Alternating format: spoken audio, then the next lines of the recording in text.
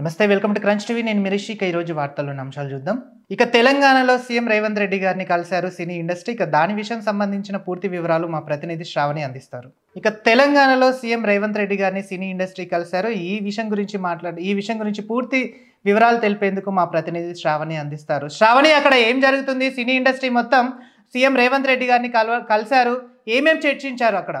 రిషి, ఓవరాల్గా చూసుకుంటే ఇది నిజంగా కూడా ఒక చిన్నపాటి సినిమా లాగానే అనిపిస్తుంది. ఎందుకంటే అనుకోకుండా, అంటే పుష్ప అనేది అసలు ఏ రేంజ్లో ప్రతి ఒక్కళ్ళు ఆలోచించారు, పుష్ప 2 అనేది అసలు ఏ రేంజ్లో ఉండబోతుంది అని చెప్పేసి దాని మీద వెర్రితనమో పిచ్చితనమో తెలియదు కానీ జనాలు నిజంగా మూకుముడిగా జాయిన్ అవ్వడము, ఆ తర్వాత ఒక దుర్ఘటన జరిగి అందులో రేవతి అనే ఒక మహిళ మృతి చెందడము, అందులోనూ వాళ్ళ అబ్బాయి శ్రీతేజ్ కూడా కొంచెం ఆరోగ్య పరిస్థితి అనేది నిజంగా విషమంగా మారడం అనేది నిజంగా అది దురదృష్టకరం. ఎవరికైనా ఆ బాధ తప్పదు. బట్ ఇక్కడ వచ్చేసరికి కేవలం అల్లు అర్జున్ A1 గా ఉండటము, తన వల్లనే ఓవరాల్ గా ఇది జరిగిందని చెప్పేసి కొన్ని వీడియోస్ రిలీజ్ చేయడము, ఆ తర్వాత కొంతమంది ఫ్యాన్స్ ఫాలోయింగ్ కానీ వేరే వాళ్ళు వచ్చేసి అసలు అల్లు అర్జున్ రాకముందే జరిగింది అని చెప్పేసి మరికొంతమంది ఇంకొక వీడియోని రిలీజ్ చేయడం, ఇవన్నీ కూడా జరుగుతున్న క్రమంలో రేవంత్ రెడ్డి తో సినీ ప్రముఖులు భేటీ అనేది ఖరారు చేసుకున్నారు. ఈ రోజు ఉదయం 10 గంటలకి భేటీ అయితే అయ్యారు. బంజర్ హిల్స్ లోని పోలీస్ కమాండ్ కంట్రోల్ సెంటర్ లో FDC చైర్మన్ దిల్ రాజు ఆధ్వర్యంలో సీఎం తో అయితే సమావేశం జరిగింది రిషి. అయితే సుమారుగా 50 మంది సినీ ప్రముఖులు అక్కడికి వచ్చారు. ఆల్మోస్ట్ అంటే ఈ భేటీకి ఒక 21 మంది నిర్మాతలు, 13 మంది దర్శకులు, 11 మంది నటులు వచ్చారు. నిర్మాతలో స్పెషల్ గా అల్లు అరవింద్, సురేష్ బాబు, KL నారాయణ, దామోదర్, BVS ప్రసాద్, చిన్నబాబు, దానయ్య, కిరణ్, రవి, శ్రవంతి, రవికిషోర్, నాగబాబు వీళ్ళందరూ కూడా రావడము, అక్కడ వాళ్ళతో మాట్లాడడం కూడా జరిగింది. అయితే ముందుగా దానిలో దర్శకుడు రాఘవేంద్రరావు గారు, కొరటాల శివ, త్రివిక్రమ్, అనిల్ రావుపూడి, ప్రశాంత్ వర్మ, సాయి, రవితేజ్, వంశీ పైడిపల్లి, హరీష్ శంకర్, వీరశంకర్, బాబీ వీళ్ళందరూ కూడా కలవడం జరిగింది దీనికి. అయితే ఇక్కడ మెయిన్ గా చూసుకున్నట్లయితే సమావేశంలో రేవంత్ రెడ్డి అయితే చాలా ఖచ్చితంగా ఉన్నారు. ఈ సమావేశంలో పలు అంశాలపై అయితే ఆయన పెద్దలకి క్లారిటీ ఇచ్చినట్టుగా తెలుస్తుంది. స్పెషల్ గా బెనిఫిట్ షోలు కానీ స్పెషల్ టికెట్ రేట్ల పెంపు ఉండదని చెప్పేసి తేల్చి చెప్పడం అయితే సమాచారం అందింది. టెంపుల్ టూరిజం, ఎకో టూరిజం, సినీ పరిశ్రమ ప్రమోట్ చేయాలని చెప్పేసి ఆయన చెప్పడం జరిగింది. పెట్టుబడుల విషయంలో సినీ పరిశ్రమ ఖచ్చితంగా సహకరించాలి అని చెప్పేసి ఆయన చెప్పడం అయితే క్లియర్ గా ఉంది Rishi. Okay, thank you Shravani. Okay right, మరి మనతో పాటు మాట్లాడడానికి BRS సీనియర్ నాయకులు శివ గారు ఉన్నారు. వారిని అడిగి తెలుసుకుందాం. నమస్తే అండి. నమస్తే అండి సార్, ఇప్పుడు సినీ పరిశ్రమ రేవంత్ రెడ్డి గారిని మీట్ అయ్యింది, అంటే రేవంత్ రెడ్డి గారిని కలవడం జరిగింది ఈ రోజు. అంటే దాంట్లో కూడా రేవంత్ రెడ్డి గారు బెనిఫిట్ షోలు ఆఫ్ చేయాలి, అలాగే టికెట్ల రేట్లు కూడా తగ్గించాలి అని చెప్పేసి ప్రస్తావించారు. దాని మీద మీ అభిప్రాయం ఏంటి? ఏం లేదండి, ఇది డైవర్షన్ పాలిటిక్స్. ఇలా తెలంగాణ రాష్ట్రంలో రైతులు గోసపడతా ఉన్నారు, రైతులు ఆత్మహత్య చేసుకుంటా ఉన్నారు. ఇవాళ గురుకులాలల్లో 58 మంది విద్యార్థులు చనిపోతా ఉన్నారు.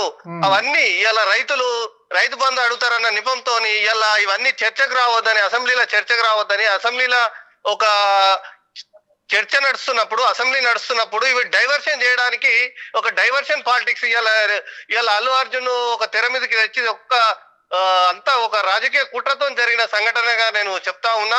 ఈ సంఘటనలో గతంలో కేసీఆర్ గవర్నమెంట్ లో ఈ సినిమా ఇండస్ట్రీకి ఎన్నో ప్రోత్సాహాలు అందించి ఎంతో వాళ్ళ అభివృద్ధికి సహకరించిన కేసీఆర్ హయాంలో ఇలా రేవంత్ రెడ్డి వచ్చిన తర్వాత ఇలా భారతదేశం మొత్తం భారత రాజ్యాంగం నడుస్తా ఉంటే తెలంగాణ రాష్ట్రంలో ఇలా ఈయన దగ్గర హోంశాఖ మంత్రి ఈయన దగ్గరనే పెట్టుకొని ఈయన రూల్, ఈయన లా అండ్ ఆర్డర్ నడుస్తా ఉంది. ఎవరినంటే వాళ్ళని అరెస్ట్ చేసుడు, అక్రమంగా అరెస్ట్ చేసి జైళ్ళకి తీసుకుపోయి ఇదంతా ఒక ప్రజా సంక్షేమం పక్కదారి పట్టించే విధంగా ఇదంతా చంద్రబాబు డైరెక్షన్ లో ఆడుతున్న డ్రామాగా నేను ఈ రోజు చెప్తా ఉన్నా.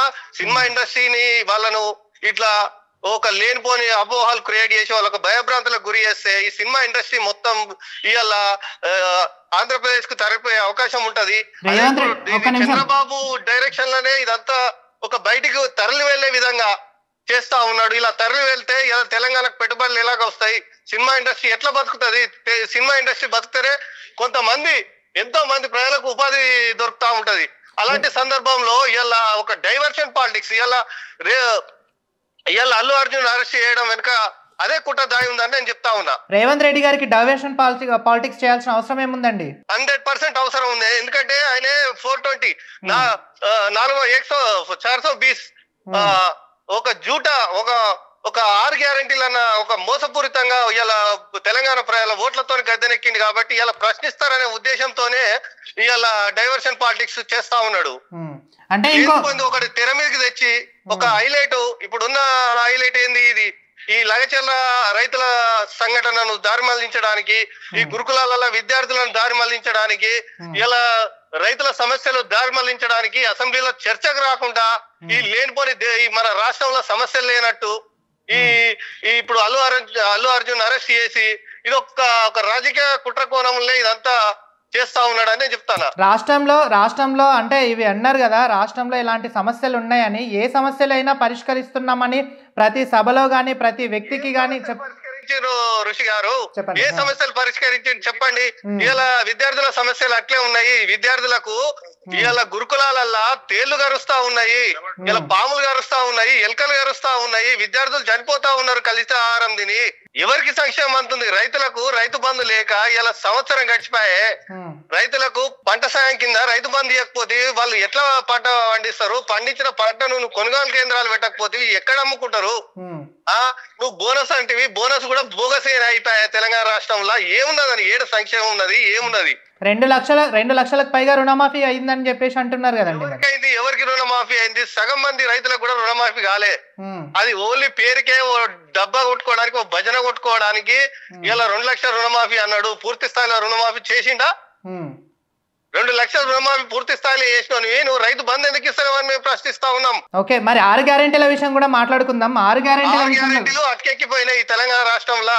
ఏ విధంగా గ్యారెంటీల పేరుతోని నువ్వు తెలంగాణ ప్రజలను మభ్యపెట్టి నువ్వు వాళ్ళ ఓట్లతో గద్దెనెక్కి కూర్చున్నావు. వాళ్ళు ఏంటంటే 6 గ్యారెంటీలు నీ మాటతోని నీ ఇష్టం ఉన్నట్టు అన్నావు, కానీ అవి నెరవేర్చలేని హామీలు ఇచ్చినావు. మీరు గవర్నమెంట్ ఫామ్ చేస్తారని వాళ్ళు అనుకోలే. ఫస్ట్ ఆఫ్ ఆల్ గవర్నమెంట్ లోకి వచ్చారు కాబట్టి ఇప్పుడు 6 గ్యారెంటీల ఊసు తీస్తామని, 6 గ్యారెంటీల మీద పోరాడతామని, 6 గ్యారెంటీల మీద ప్రశ్నిస్తామని ఇలా నువ్వు తెలంగాణలో చర్చకు వస్తుందని నువ్వు వాటిని డైవర్షన్ చేయడానికి నువ్వు అల్లు అర్జున్ అరెస్ట్ చేసి ఒక డైవర్షన్ పాలిటిక్స్ చేస్తున్నాడు రేవంత్ రెడ్డి తప్ప ప్రజలకు సంక్షేమం ఇస్తలేడని నేను చెప్తా ఉన్నా. రైట్, మొన్న ఒక మాట కేటీఆర్ గారు కూడా అన్నారు. అంటే కేవలం అల్లు అర్జున్ గారు రేవంత్ రెడ్డి గారిని పేరు ప్రస్తావించినందుకే ఇవన్నీ చేస్తున్నారు రేవంత్ రెడ్డి గారు అని అంటున్నారు. దాన్ని ఎలా 100% ఇవాళ అల్లు అర్జున్ పాపం ఆయన ఉన్న అడవిలో ఇప్పుడు అందరికీ ఒక్కొక్కసారి ఏది గుర్తు, ఒక్కొక్కసారి ఆయనకు మరి గుర్తొచ్చిందో లేదో ఈ సీఎం రేవంత్ రెడ్డి పేరు చెప్పడానికి కొంత ఆయన గొంతుల తరబడిందో ఏమైందో. ఆయన పేరు చెప్పడానికి అది ఒక కుట్ర.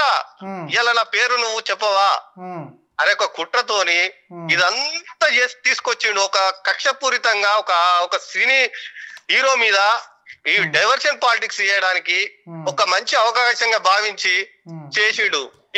రేవంత్ రెడ్డి బేసిక్ గానే ఒక రియల్టర్, రియల్ ఎస్టేట్ బ్యాక్గ్రౌండ్ నుంచి వచ్చింది కాబట్టి ప్రతి దాంట్లో కమిషన్ కావాలన్న ఉద్దేశంతో ఇవాళ మాకు అందిన సమాచారం ప్రకారం 200 కోట్లకు ఇలా రేవంత్ రెడ్డి ఇలా ఈ సినీ నిర్మాతలతో కావచ్చు, అల్లు అర్జున్ తో కాబట్టి బేరం కుదుర్చుకున్నాడన్న సమాచారం మాకు ఉంది. అది ఎంతవరకు నిజం అనేది మాకు తెలవాల్సి ఉంది. సరే, ఏదున్నా కానీ అవన్నీ బయటకు వస్తాయి. అవన్నీ బయటకు వచ్చినాయి కాబట్టి ఇలా ఈ సమస్య మీద మళ్ళా ఎవరు మాట్లాడొద్దని మళ్ళా రేవంత్ రెడ్డి ఒక కుట్రపూరితంగా అందరికి వాళ్ళ పార్టీ కార్యకర్తలకు చెప్పినట్టు మాకు సమాచారం అంతా ఉన్నది. ఇవన్నీ ఓన్లీ డైవర్షన్ పాలిటిక్స్ అంతే. ఇప్పుడు ఇంకొకటి ప్రశ్నిస్తే కేవలం జైలుకు పంపిస్తున్నారు అని చెప్పేసి బీఆర్ఎస్ శ్రేణులు అంటున్నారు, మీ పార్టీ వర్గాలు. ఒకవేళ ప్రశ్నిస్తే తెలంగాణ రాష్ట్రంలో 6 గ్యారెంటీల మీద మేము ప్రశ్నిస్తామని చెప్పి ప్రతిపక్షం ఉండొద్దని చెప్పి ప్రతి ఒక్క ప్రతిపక్ష నాయకులు మన చూసినట్టే లగచర్ల విషయంలో నీ ప్రత్యర్థి అయినటువంటి పట్నం నరేందర్ రెడ్డిని 37 రోజులు నువ్వు జైలు పాలు చేసినావు. ఇవాళ నువ్వు రైతులను జైలు పాలు చేసి 40 మంది రైతులను జైలు పాలు చేసినావు. రైతులకు సంఖ్యలు వేసినావు. ఒక ఉగ్రవాదులను అరెస్ట్ చేసినట్టు సంఖ్యలు వేసినావు. ఈడ గురుకులాల విద్యార్థులు చనిపోతా ఉన్నారు. సంక్షేమం అటకెక్కింది. ఇవన్నిటి మీద ప్రశ్నిస్తారనే చెప్పి ప్రశ్నించేటోళ్లను నువ్వు ఎక్కడికక్కడ అరెస్ట్ చేస్తా ఉన్నావు. ఇవాళ పొద్దుగాల చూసినట్టయితే కూడా ఇవాళ డాక్టర్ ఎర్రల సీనన్న గారిని ఒక ఉద్యమకారుడు, మాజీ TSMIDC chairman, SC/ST commission chairman నువ్వు ఇవాళ 5 గంటలకే పోలీసు వాళ్ళు పోయి ఇంటికి పోయి వాళ్ళ కుటుంబ సభ్యులు భయభ్రాంతులకు గురి చేసి ఒక ఉగ్రవాదిని అరెస్ట్ చేసి తీసుకొచ్చి ఇలా నువ్వు జైలుకు పంపే కుట్ర చేస్తా ఉన్నావు. అంటే ప్రశ్నించొద్దా ఈ రాష్ట్రంలో? ప్రశ్నించే హక్కు మాకు డాక్టర్ బిఆర్ అంబేద్కర్ మాకు కల్పించలేదా?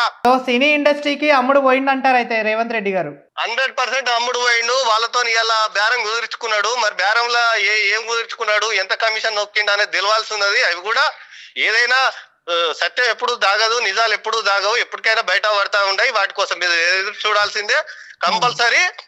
అది ఏం జరిగింది అనేది మనకు త్వరలోనే తెలుస్తుంది. Okay, thank you so much sir, మీ అభిప్రాయాన్ని తెలియజేసినందుకు థ్యాంక్ యూ సో మచ్. ఇక చూశారు కదా ఈ రోజు అప్డేట్. తెలంగాణ సినీ ఇండస్ట్రీ మొత్తం సీఎం రేవంత్ రెడ్డి గారిని కలిసిన సందర్భంలో బెనిఫిట్ షోలు ఉండకూడదు, టికెట్ రేట్లు తగ్గించాలి అని చెప్పేసి సీఎం రేవంత్ రెడ్డి గారు పేర్కొంటున్న విషయం తెలిసింది. మరి ఈ విషయం గురించి ఇలాగే కంటిన్యూ అవుతుందా లేదా అనేది చూడాలి. చూస్తూనే ఉండండి క్రంచ్ టీవీ.